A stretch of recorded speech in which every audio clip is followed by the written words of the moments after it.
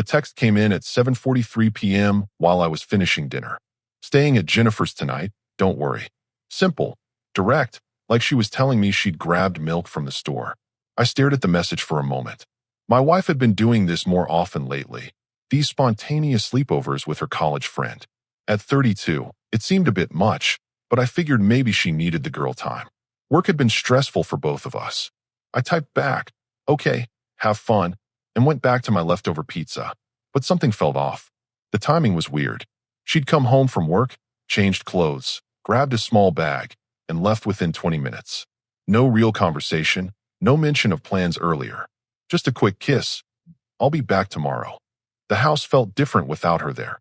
Quieter, but not in a peaceful way. I tried watching Netflix, but my mind kept wandering. Why hadn't she mentioned these plans this morning? We usually talked about our days over coffee. Around 10:30, I decided to call her. It went straight to voicemail. Probably dead battery, I thought. She was terrible about charging her phone. But then curiosity got the better of me. If she was having a girls' night, maybe I could say hi, see what they were up to. I looked up the number for Jennifer's house. We'd been there for dinner parties before. The phone rang 3 times before Jennifer picked up. Hello. Hey Jennifer, it's me. Is my wife around? I wanted to tell her something quick. There was a pause. A long pause. What do you mean? She's not here. My stomach dropped. What do you mean she's not there? She texted me saying she was staying at your place tonight. I haven't seen her in weeks. We were supposed to get lunch next month, but tonight? No, definitely not. Where is she? The question hung in the air like smoke. Where was she indeed? I'm not sure. Maybe I misunderstood the message. That's weird. Should I call her? No. I'll figure it out. Thanks, Jennifer. I hung up and immediately pulled up the text again. Staying at Jennifer's tonight, don't worry. Black and white. Clear as day. No room for misinterpretation. My wife had lied to me. Boldly, confidently, and without hesitation. I sat there in my living room. The TV still playing some comedy special, but I wasn't laughing. My mind started racing through the past few weeks. The late nights at work. The new perfume. The way she'd started putting her phone face down during dinner. The pieces weren't just falling into place. They were crashing down like a house of cards. I tried calling her again. Voicemail. This time, I left a message. Hey, just called Jennifer's house to chat, but she said you weren't there. Give me a call when you get this. Then I waited and waited. By midnight, still nothing. I opened my laptop and started thinking. If she wasn't at Jennifer's, where was she? And more importantly, how long had this been going on? I pulled up our shared cell phone account online. Call logs, text logs, everything was there. I'd never looked before, never had a reason to. Trust, right? But trust was apparently a luxury I could no longer afford. As I scrolled through the data, patterns started emerging. Calls to numbers I didn't recognize. Texts sent during times she claimed to be in meetings. Long calls late at night when I thought she was asleep next to me. One number appeared frequently. Very frequently. I grabbed my phone and dialed it. Ring. Ring. Ring. Hello. A man's voice. Deep, confused by the late call. Sorry, wrong number. I said and hung up quickly. But it wasn't a wrong number. It was exactly the right number. The number my wife had been calling and texting for the past 2 months. I leaned back in my chair and let out a long breath. The comedy special was still playing, but nothing about this situation was funny anymore. My wife wasn't at Jennifer's house. She was with him, wherever him was. And tomorrow, when she came home with stories about her girls' night, she'd look me in the eye and lie again. But now I knew, and that changed everything. I closed the laptop and headed to bed, but sleep wasn't coming anytime soon. My mind was already working, already planning. Because if she could lie this easily, this convincingly, then she'd probably been lying about a lot more than just tonight. And I was going to find out exactly how much. I woke up at 6 a.m. sharp, even though I'd barely slept 3 hours. My wife still wasn't home. The first thing I did was check our shared computer. She always left herself logged into everything. Email, social media, cloud storage. Her trust in my lack of curiosity had been absolute. Big mistake. I opened her email first. Nothing obvious in the main folder, but I checked the trash. Bingo. Hotel confirmations. 3 different dates over the past month. All deleted, but still recoverable. The Marriott downtown, the Hampton Inn by the airport, and something called The Grove, a boutique place I'd never heard of. Each reservation was for 2 people. I screenshotted everything and saved it to a folder on my desktop labeled Work Projects. If she ever looked, it would just seem like boring spreadsheets. Next, I checked her social media. Her Instagram had become more active lately. Lots of selfies. But what caught my attention were the locations. She'd been tagging herself at places during work hours, coffee shops across town, restaurants I'd never been to with her. But the real gold mine was her Google Photos backup. Apparently, she didn't know it was syncing to our shared account. Photos from the past 2 months told a story she definitely didn't want me to see. Dinner dates at expensive restaurants, cocktails at rooftop bars, a weekend trip to wine country that supposedly never happened. And in several photos, a shadow, a man's arm, a reflection in windows. Someone was definitely there, just carefully cropped out. My phone buzzed. Text from her. Sorry, fell asleep early. Coming home soon. Love you. I typed back. No worries, take your time. But internally, I was laughing. The sheer audacity was almost impressive. I kept digging. Credit card statements showed charges I didn't recognize. Victoria's Secret purchases she'd never shown me. Expensive dinners for 2 on nights she claimed to be working late. Gas station charges across town when she said she was at the office. The financial trail was clearer than a roadmap. Then I found the real evidence. Buried in her deleted text messages was a conversation thread with someone saved as Work Brad. But Work Brad wasn't discussing quarterly reports. Can't wait to see you tonight. The usual place? He won't suspect anything. I told him I was with Jennifer again. You're terrible, but I love it. Just a few more months, and we can stop sneaking around. My lawyer says 6 months minimum before filing. Worth the wait. I read the entire conversation thread twice. The timestamps matched perfectly with her Jennifer nights. The hotel reservations. The mysterious dinners. My wife wasn't just cheating. She was planning her exit strategy. And apparently, I was funding it. The phone rang. It was her. Hey honey, I'm heading home now. Want me to grab coffee? Her voice was cheerful, completely normal. Like she hadn't spent the night with another man while planning to divorce me. Sure, sounds great. The usual place? Of course. See you in 20 minutes to prepare. 20 minutes to act like I didn't know my entire marriage was a performance. I quickly printed out the most damaging evidence and stored it in my desk drawer at work. Then I deleted my browser history and closed everything on the computer. When she walked through the door with 2 Starbucks cups, she looked exactly like the woman I'd married. Same smile, same kiss on the cheek, same "How was your night?" Quiet, I said. How was Jennifer? Oh, you know how she is. We stayed up way too late talking about everything. The lie rolled off her tongue so smoothly. I almost admired the technique.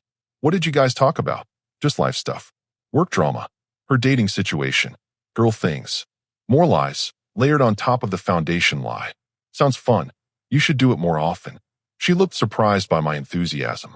Really? I thought you didn't like when I was gone overnight. I trust you completely, I said, taking a sip of my coffee. You should see Jennifer whenever you want.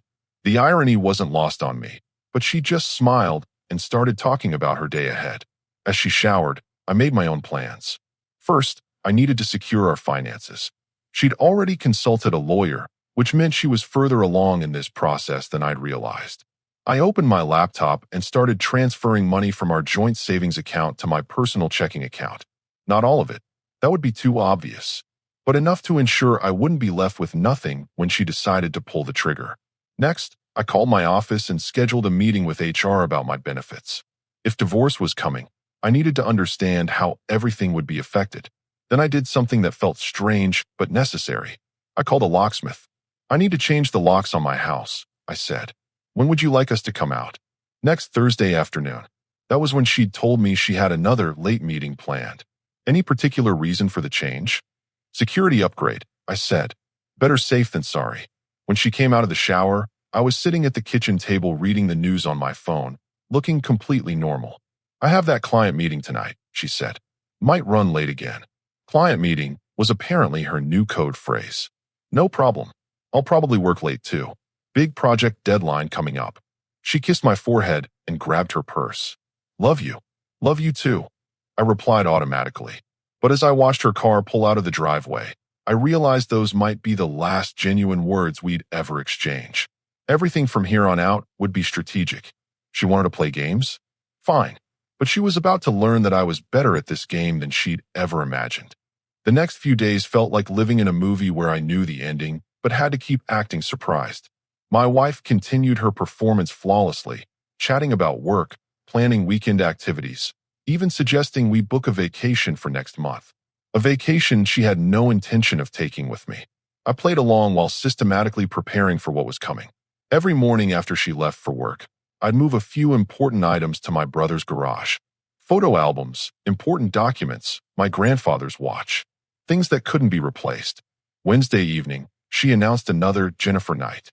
I know I just saw her, but she's going through a rough patch with her job situation, she said, packing her overnight bag. Girl needs support. Of course, I said. Tell her I said hi. The ease of her deception was almost insulting. Did she really think I was that naive? After she left, I drove to the Grove Hotel. Her car was in the parking lot, just like I expected. Room 237, according to the reservation confirmation I'd found. I didn't go inside or make a scene. I just took a photo of her license plate next to the hotel sign and drove home. Evidence collected. Mission accomplished. Thursday arrived like clockwork. She left for her client meeting at 6 p.m. sharp. I waited 30 minutes, then called the locksmith. You're the security upgrade appointment? That's me. While he worked on the locks, I finished boxing up her belongings. Not everything, just enough to make a point. Her favorite clothes, jewelry, makeup, personal items. Everything neatly packed in boxes and stacked by the front door. The locksmith finished around 8 p.m. All set. Here are your new keys. Perfect timing. I spent the evening preparing one final surprise. At my computer, I drafted a detailed letter explaining everything I'd discovered. Hotel receipts, text message screenshots, financial records. A complete timeline of her affair with work, Brad. But the real masterpiece was the ending. A breakdown of how our assets would be divided, what she was entitled to legally, and what she'd actually be getting. Spoiler alert, there was a significant difference. At 11 p.m., exactly as I'd planned, I called Jennifer's house. Hey Jennifer, it's me again. Sorry to call so late. Oh hi, is everything okay? Well, I'm trying to reach my wife. She said she was staying with you tonight, but she's not answering her phone. Another pause. Longer this time. I hate to tell you this, but she's definitely not here. I'm actually out of town visiting my sister this week. Bingo. Out of town? Since when? Since Monday. I won't be back until Sunday. Perfect. My wife had been using Jennifer as her alibi all week, not knowing Jennifer wasn't even in the state. Thanks, Jennifer. I think we need to talk when you get back. Is everything all right? Not really, but it will be. After hanging up, I placed the letter on the kitchen counter, right where she'd see it first thing. Then I loaded my car with my remaining essentials and drove to the extended stay hotel I'd booked across town. The room was basic but clean. Most importantly, it was mine. No lies, no performances, no pretending everything was fine. I ordered pizza and opened a beer. For the first time in weeks, I felt genuinely relaxed. My phone started buzzing around midnight. Text from her. Staying another night. Jennifer really needs me right now. I didn't respond. More texts came throughout the night. Are you okay? Why aren't you answering? Call me when you get this. I turned off my phone and went to sleep. The next morning, I woke up refreshed for the first time in months. No walking on eggshells. No wondering what lie I'd hear next. No pretending I didn't know what was really happening. I turned my phone back on. 17 missed calls. 12 voicemails. 23 text messages. The timeline told the story perfectly. The first few messages were casual, normal, then confusion, then panic, then desperation. Because she'd come home to find the locks changed, her belongings boxed up, and the letter waiting on the counter. The letter that started with, Jennifer called looking for you at 11 p.m. last night. Turns out she's been visiting her sister all week. I hope the Grove Hotel Room 237 was worth losing this house, this marriage, and half of everything we built together. My phone rang. Unknown number. Hello. We need to talk. Her voice was different now. Strained. Desperate. No, we really don't. Please. Let me explain. Explain what? That you've been lying to my face for months? That you've been planning to divorce me while I paid for your hotel rooms with another man? That you've been using Jennifer as your alibi, without even checking if she was in town? Silence. I found all of it. Every hotel receipt, every deleted text message, every lie you told. Your lawyer consultation, your exit strategy, everything. Where are you? Somewhere you'll never find me. And before you ask, yes, I moved our money. What's legally yours will be determined in court. What you actually deserve is a different conversation. This isn't over. Actually, it is. You just don't realize it yet. I hung up and blocked her number. Then I called my own lawyer. Time to get ahead of this legally. I need to file for divorce, I told him. And I have some interesting evidence to share. The best part? She still thought she was in control of the situation. She was about to learn just how wrong she was. The meeting with my lawyer went better than expected. Apparently, adultery still meant something in our state, especially when it involved financial deception and documented evidence of planned asset hiding. She consulted with a divorce attorney while using marital funds to conduct an affair? He asked, reviewing my evidence folder. That's exactly what happened. Hotel rooms, expensive dinners, shopping trips, all on our joint credit card while she planned her exit strategy. This is actually quite favorable for you. Her lawyer consultation shows premeditation, and using marital assets to fund infidelity rarely plays well in court. I left his office feeling vindicated. For months, I'd felt like something was wrong but couldn't prove it. Now I had proof, legal representation, and a clear path forward. My phone had been buzzing nonstop. She'd moved on to calling from different numbers, trying to catch me off guard. Each voicemail became progressively more desperate. Please call me back. We can work through this. I made a mistake. Everyone deserves a second chance. You can't just disappear like this. We have a mortgage together. That last one almost made me laugh out loud. We had a mortgage together, but she'd been secretly planning to leave me with the entire debt while she started fresh with her new man. The timing was perfect. Her desperation meant she hadn't had time to execute whatever financial strategy she'd been planning. I caught her completely off guard. Saturday morning, I decided to tie up one loose end. I drove past our house, my house now, technically, to see if she was still trying to get inside. Her car was in the driveway. She was sitting on the front steps with her phone pressed to her ear, probably calling another friend to complain about the situation. I parked across the street and watched for a moment. She looked smaller somehow, less confident.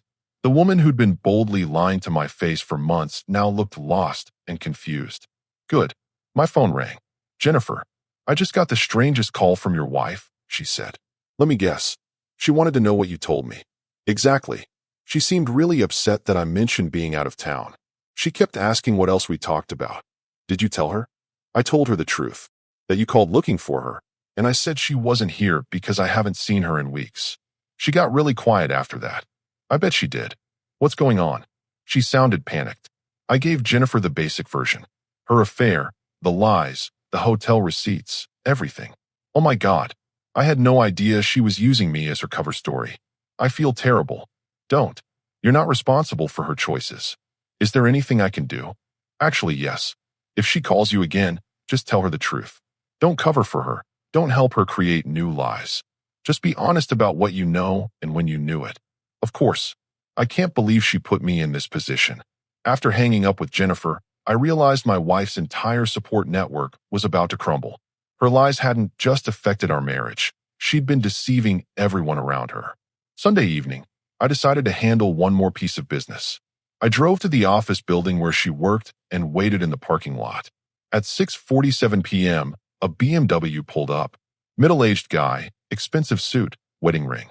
He got out and walked toward the building entrance. My phone camera was ready. 7 minutes later, my wife emerged from the building. She practically ran to his car, looking around nervously before getting in. I followed them at a distance. They drove to a restaurant downtown, the same place I'd seen charged to our credit card 3 times in the past month. I didn't go inside. I didn't need to. I just took photos of them together and drove home to my hotel room. The pictures were the final piece of evidence my lawyer needed. Clear documentation of the ongoing affair with timestamps and location data. But more importantly, they confirmed what I'd suspected about work Brad. He was married too. Monday morning, I did something that felt both necessary and satisfying. I looked up his address in the company directory and mailed copies of all the evidence to his house. Hotel receipts with both their names, text message screenshots, photos from the restaurant, a complete timeline of their affair. I included a simple note. Thought you should know what your husband has been doing with our joint credit card. A fellow betrayed spouse. Let her explain that to her boyfriend's wife. My lawyer called Tuesday afternoon. We need to move quickly. I just received a call from opposing counsel. She's filed her own divorce petition. Already. Apparently, she hired a new lawyer over the weekend. Someone more aggressive than her original consultation. They're claiming irreconcilable differences and asking for temporary spousal support. After what she did, that's why we need to file our counterpetition immediately. Adultery, financial deception, and emotional distress. We're asking for compensatory damages and attorney fees. How long will this take? With this level of evidence? 3 months, maybe 4. She can't fight what's documented in black and white. That afternoon, I received a text from an unknown number. We need to talk face to face. Please. I knew it was her, using yet another phone to try to reach me. I typed back, talk to my lawyer. All communication goes through him now. Please don't do this. I love you. The audacity was breathtaking. She loved me so much that she'd been planning to divorce me while sleeping with another man for months. You love me so much you used our credit card to pay for hotel rooms with your boyfriend? You love me so much you've been lying to my face every single day? That's not love. That's selfishness. It's not what you think. It's exactly what I think. And now his wife knows too. 3 minutes of silence. Then, what do you mean his wife knows? I mean, I sent her copies of everything. Hotel receipts, your text messages, photos of you two together. She deserved to know what kind of man she married. You had no right. I had every right. Just like she had the right to know her husband was using their money to cheat on her. My phone went silent after that. Wednesday morning, my lawyer called with an update. Interesting development. Her boyfriend's wife filed for divorce yesterday. Apparently, she'd been suspicious for months but didn't have proof until now. Good for her. It gets better. She wants to coordinate our cases. Her husband's been hiding assets too, and she has evidence that could help both situations. How does that help me? Your wife's boyfriend is about to lose half his assets and pay significant alimony. His ability to support your wife's lifestyle is about to disappear completely. So her backup plan just fell apart. Exactly. She's about to realize she destroyed 2 marriages and gained nothing. For the first time since this whole situation started, I smiled genuinely. Justice wasn't just being served. It was being served with a side of poetic irony. The next 2 weeks were a masterclass in watching someone's entire world collapse in real time. It started with her job. Apparently, having an affair with a married colleague while both of you are going through public divorces creates what HR calls a hostile work environment. By Thursday, she was on administrative leave pending an investigation. Her boyfriend lasted exactly 3 days longer. Corporate policy about workplace relationships became suddenly very important when the CEO's wife started asking questions about liability. My lawyer kept me updated on the legal proceedings. Her counsel is requesting mediation. They want to settle out of court. What are they offering? 50-50 split of assets, no alimony, and she walks away quietly. And what are we asking for? 70-30 split in your favor. She pays your attorney fees, and a non-disclosure agreement preventing her from discussing the marriage publicly. She's not going to agree to that. She will when she realizes the alternative. Her boyfriend's wife is being very cooperative with our investigation. It turns out your wife wasn't his first affair. The evidence kept mounting. Financial records showed a pattern of deception going back almost a year. Hotel charges, expensive gifts, weekend trips I'd never known about. She'd been living a completely double life while I paid for both versions. Friday afternoon, Jennifer called with an update. She came to my office today, just showed up without calling. What did she want? She wanted me to call you and tell you that I'd been confused about my travel dates. That maybe I was home that night after all. She wanted you to lie for her. Exactly. She offered to pay me to change my story. The desperation was reaching new levels. She was trying to rebuild her house of lies after the foundation had already crumbled. What did you tell her? I told her I wouldn't perjure myself to save her marriage. She didn't take it well. I bet not. She said some pretty nasty things about you. Called you controlling and manipulative. Said you'd been emotionally abusive for years. The rewriting of history had begun. Suddenly, I was the villain in her version of events. Did you believe her? Not for a second. I've known you both for years. You're one of the most straightforward people I know. If you were really controlling, you wouldn't have trusted her enough to let her have all those girls' nights in the first place. Saturday morning brought the most interesting development yet. My lawyer called with news. Her boyfriend's wife wants to meet with you. Why? She has information about your wife that you need to hear. Apparently, this affair has been going on longer than we thought. I met her at a coffee shop downtown. She was professional, composed, and carrying a thick folder of documents. I've been investigating my husband's activities for 8 months, she said. Your wife wasn't his first affair, but she was definitely the most expensive. She opened the folder and showed me credit card statements from her husband's account. Charges dating back almost a year. Jewelry stores, high-end restaurants, weekend getaways, even a spa day package for 2. He was funding her entire lifestyle while she was married to you. Look at these dates. I looked. The charges corresponded perfectly with times my wife had claimed to be working late or visiting her mother. There's more, she continued. Text messages I recovered from his old phone. They weren't just planning to leave their spouses. They were planning to move across the country together. She showed me screenshots of conversations about job applications in Seattle, apartment searches, even discussions about changing their names. They had a complete escape plan. New city, new identities, fresh start. Your wife was going to disappear and take half your assets with her. The scope of the deception was staggering. This wasn't just an affair. It was an elaborate con game designed to destroy 2 marriages and steal 2 people's life savings. Why are you showing me this? Because she ruined my life, and she was about to ruin yours. I want her to face consequences for what she's done.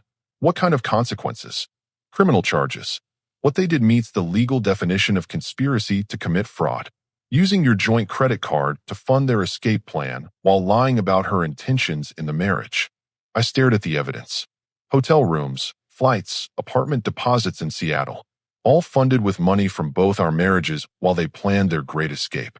My lawyer says we have enough evidence for criminal charges if we coordinate our cases.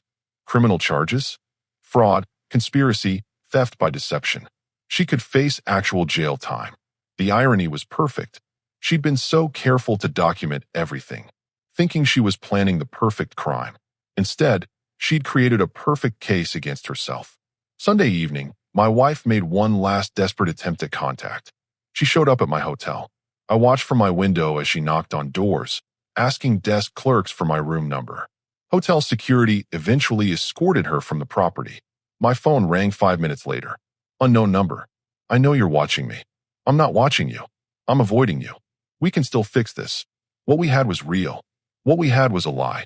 You were planning to steal half my money and disappear to Seattle with your boyfriend. That's not a marriage. That's a long-term theft operation. Silence. How did you? His wife has been documenting everything for months. Apartment applications, job searches, travel arrangements. Your entire escape plan is documented. It wasn't like that. It was exactly like that. You were going to clean out our accounts, file for divorce, take the settlement money, and disappear with him to start over across the country. You don't understand. I understand perfectly. You're a thief who got caught. The only question now is whether you want to handle this in civil court or criminal court. I hung up before she could respond. Monday morning brought the final piece of the puzzle. Her boyfriend's wife called with an update. He cracked, told his lawyer everything. The Seattle plan, the financial arrangements, even a timeline for when they were going to file for divorce simultaneously.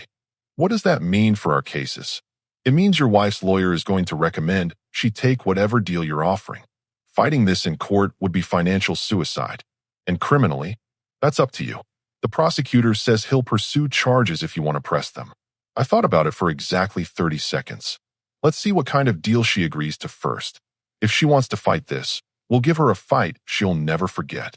And if she takes the deal, then maybe she'll learn that actions have consequences without needing a criminal record to remind her.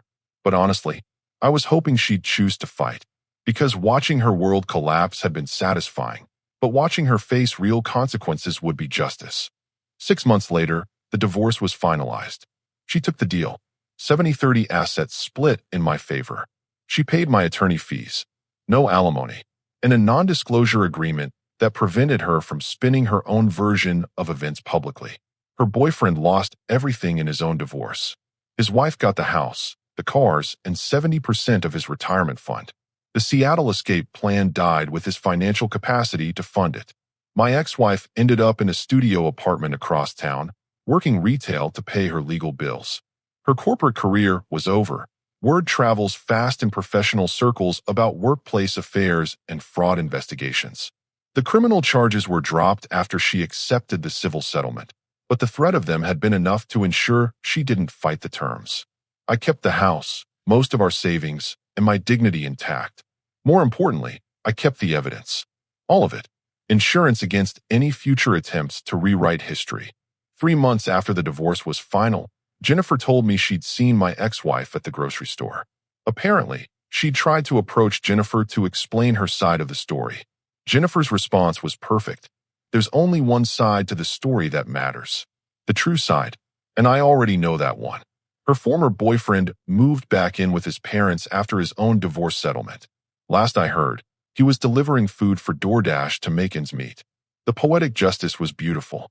They destroyed 2 marriages trying to fund their fantasy life together and ended up losing everything they'd worked to steal. As for me, I bought a new car with cash from my settlement money. Took a vacation to Europe that I'd always wanted, but she'd never been interested in. Started dating again when I was ready. The best part wasn't the money or the house or even the vindication. It was the peace of mind. No more wondering if I was being lied to. No more walking on eggshells around someone's secret agenda. No more funding someone else's deception with my own hard work. I learned something valuable from the whole experience. Trust, once broken, can never be fully repaired. But self-respect, once reclaimed, becomes unshakable. She'd wanted to play games with my life, my marriage, and my money. Instead, she played herself right out of everything she'd ever had. The note I'd left on the kitchen counter that night had been prophetic. I hoped the real address was worth losing this one. Turns out, it wasn't worth anything at all. Game over. I won.